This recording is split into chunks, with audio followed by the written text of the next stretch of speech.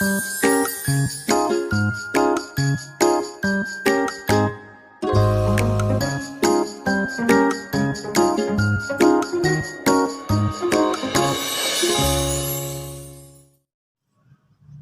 hari ini kita akan mempelajari yaitu tentang judul dalam kajian sejarah Indonesia. Baik, pertama-tama sebelum saya memaparkan materi yang kita bahas pada pagi hari ini, sebelumnya saya akan memperkenalkan diri terlebih dahulu. Nama saya Betis Manduru, kelas 2 semester 5.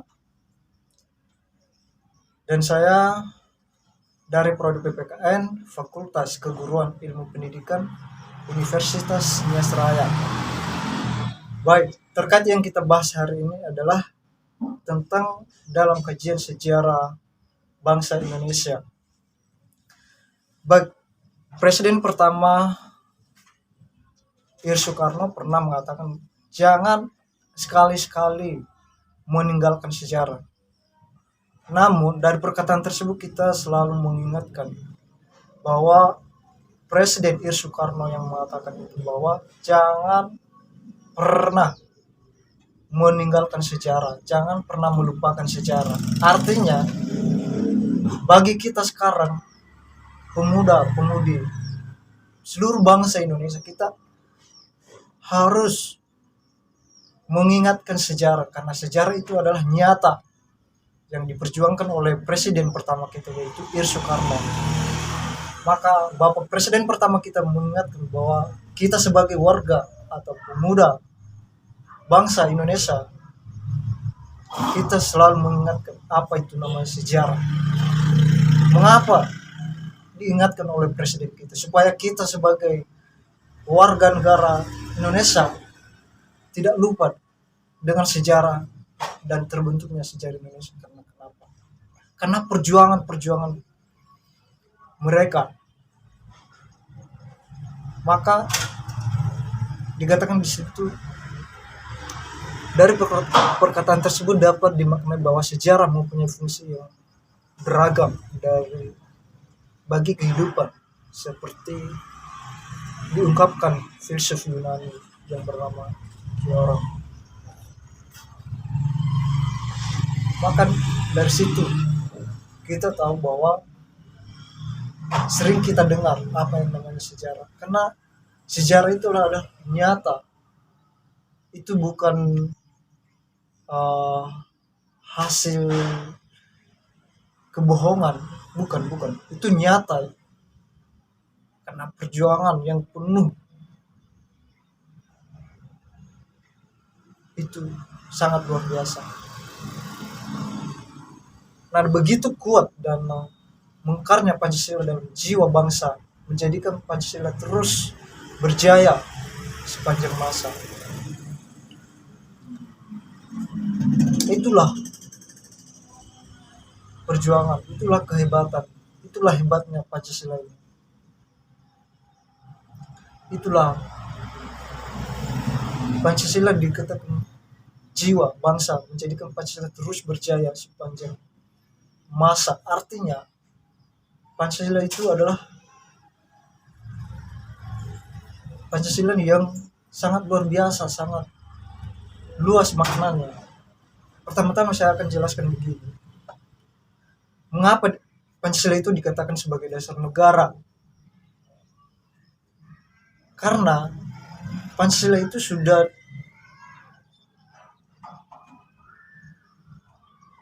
memiliki makna yang luas dalam kehidupan kita sehari-hari, karena Pancasila itu adalah sebagai dasar negara. Begini saya akan kasih contoh mengapa. Saya akan kasih contoh kalau kita contohnya membuat rumah. Pasti kita akan membutuhkan yang namanya fondasi. Maka kalau fondasi rumah tersebut tidak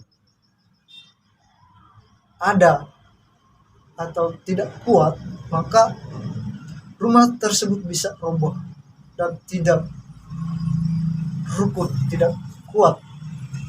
Maka begitu juga sebaliknya dalam sebuah negara, begitu juga sebaliknya dalam membentuk sebuah negara. Adanya fondasi, adanya dasar yang dilakukan. maka disebut dengan Pancasila itu sebagai dasar negara. Karena itu sebagai dasar negara, karena itu sebagai fondasi dalam sebuah negara kita Indonesia.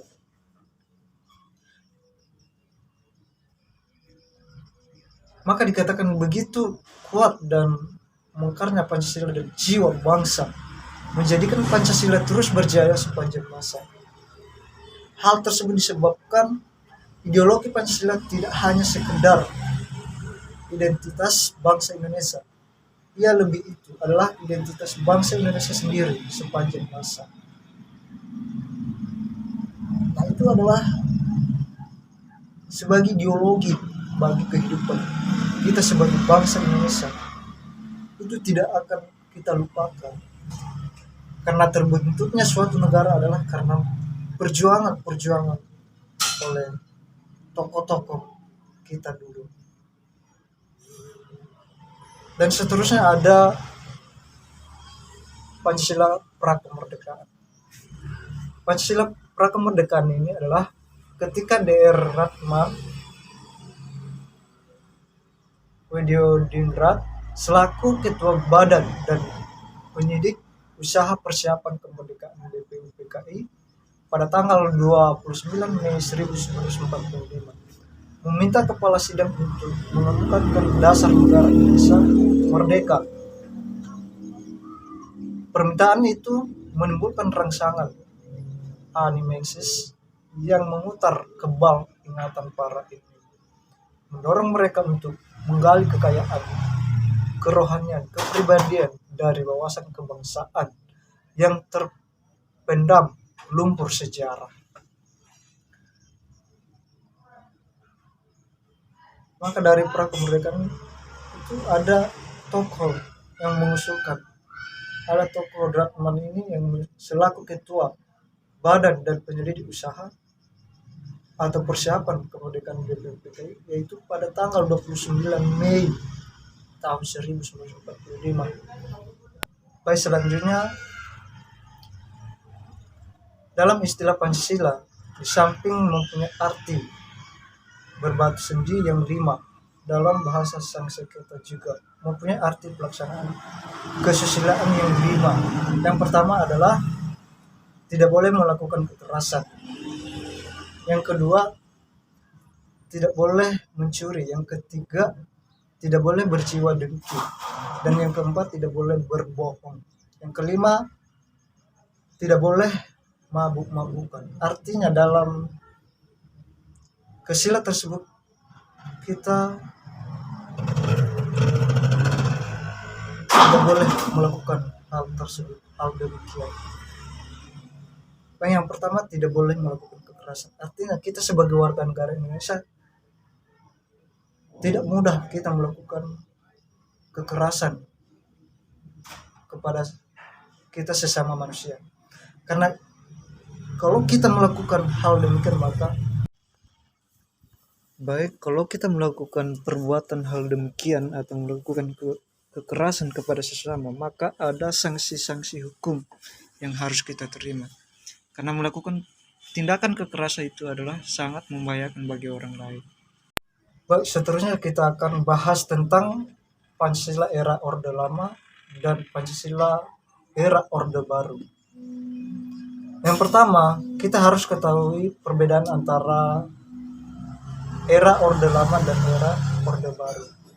Perbedaan mendasar dari Orde Lama dan Orde Baru adalah mengenai orientasi kebijakan ekonomi. Orde Lama dan Orde Baru paling menonjol terlihat dari orientasi kebijaksanaan atau kebijakan ekonomi. Sedangkan Orde Lama mempunyai kebijakan ekonomi berbentuk ekonomi, kebijakan ekonomi terbentuk ekonomi yang tertutup komunis atau sosialisasi. Sedangkan Orde Baru adalah ekonomi terbuka yang menganut paham orientasi kapitalis. Artinya pada masa Orde Lama ini masyarakat sangat tertutup untuk memberikan. Baik, yang pertama adalah kita harus ketahui dulu apa perbedaan era Orde Lama dengan era Orde Baru. Nah, perbedaannya adalah mendasar dari Orde Lama dan Orde Baru ini adalah mengenai orientasi kebijakan ekonomi. Orde Lama dan Orde Baru paling menonjol terlihat dari orientasi kebijakan ekonomi. Baik, sedangkan Orde Lama ini mempunyai kebijakan ekonomi berbentuk ekonomi yang tertutup, komunis sosialis. Sedangkan Orde Baru adalah ekonomi terbuka yang menganut paham orientasi kapitalis. Artinya, pada masa Orde Lama ini adalah tidak bebas untuk menyampaikan aspirasinya kepada pemerintah. Sedangkan Orde Baru adalah masyarakat bebas untuk menyampaikan aspirasinya kepada